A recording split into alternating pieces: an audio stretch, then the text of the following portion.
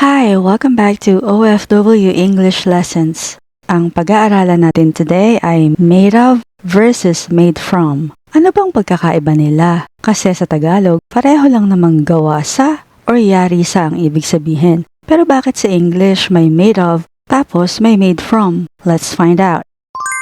Ginagamit ang made of kapag ang original na materyales ay recognizable or nakikita pa rin sa finished product.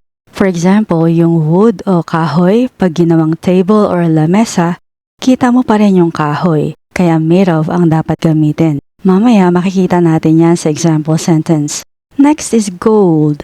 Pag ginawang ring o singsing, makikita mo pa rin yung original material nito na ginto. Kailan naman natin dapat gamitin ang made from?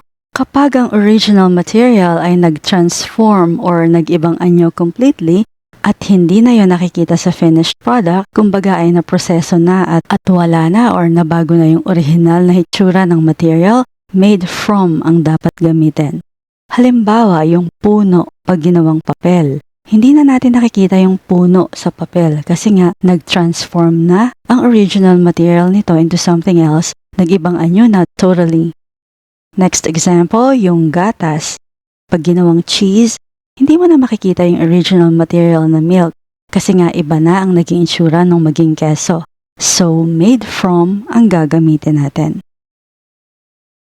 Para mas malinaw, tingnan natin yung dalawang illustration. Gold bar, ginawang ring, kita pa rin natin yung original material na ginto, kaya made of ang gagamitin natin dito. On the other hand, yung grapes naging wine, naging liquid form. So, nag-iba ang itsura completely, kaya made from ang tama. Let's look at some example sentences using made of. This table is made of wood. This table is made of wood. Meaning, gawa sa kahoy ang mesang ito. Next, my ring is made of gold. My ring is made of gold. Gawa sa ginto ang singsing ko. Those tires are made of rubber. Those tires are made of rubber. Yari sa goma ang mga gulong na yon.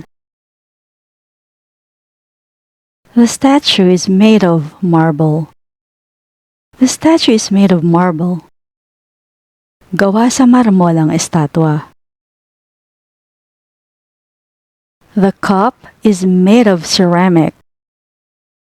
The cup is made of ceramic. Yari sa ceramic ang tasa. The chair is made of plastic. The chair is made of plastic. Gawa sa plastic ang upuan. Her jacket is made of leather. Her jacket is made of leather. Gawa sa balat ang jacket niya. Her necklace is made of silver. Her necklace is made of silver. Gawa sa pilak ang kwintas niya. Our gate is made of steel. Our gate is made of steel. Yari sa bakal or yari sa asero ang gate namin. The bridge is made of solid iron. The bridge is made of solid iron. Yari sa purong bakal ang tulay. The traditional bahay kubo is made of bamboo and nipa. The traditional bahay kubo is made of bamboo and nipa. Yari sa kawayan at nipa ang tradisyonal na bahay kubo. Ito ang medyo tricky pag ginamit na sa tanong ang made of. Example, what is this basket made of? Bakit made of at hindi made from? Kasi nakikita mo pa rin yung material ng basket. Yun nga lang, hindi ka sigurado kung ano talaga, gawa ba yan sa kawayan or sa ratan, kaya made of. What is this basket made of? Sa ano gawa ang basket na to?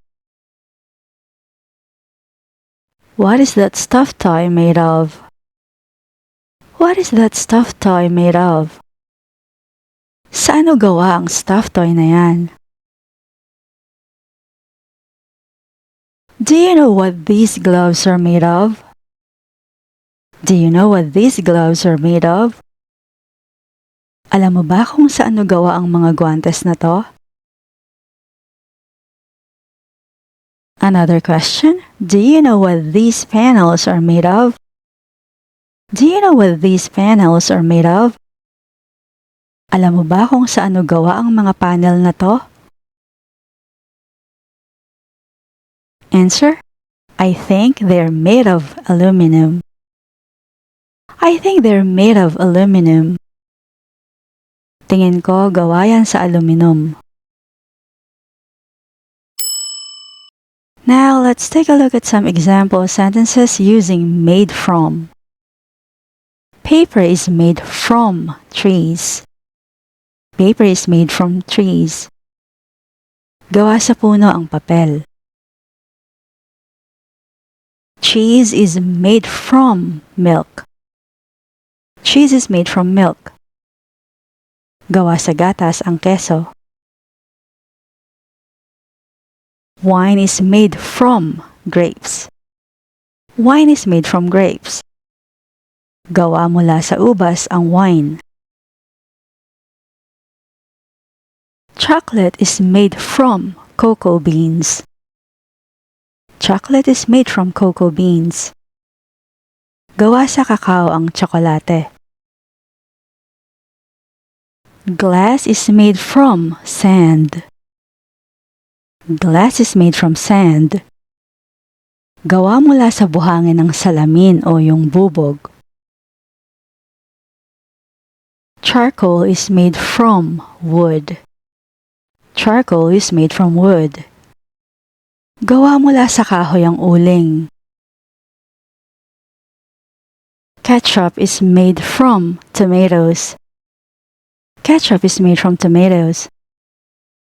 Gawa sa kamatis ang ketchup.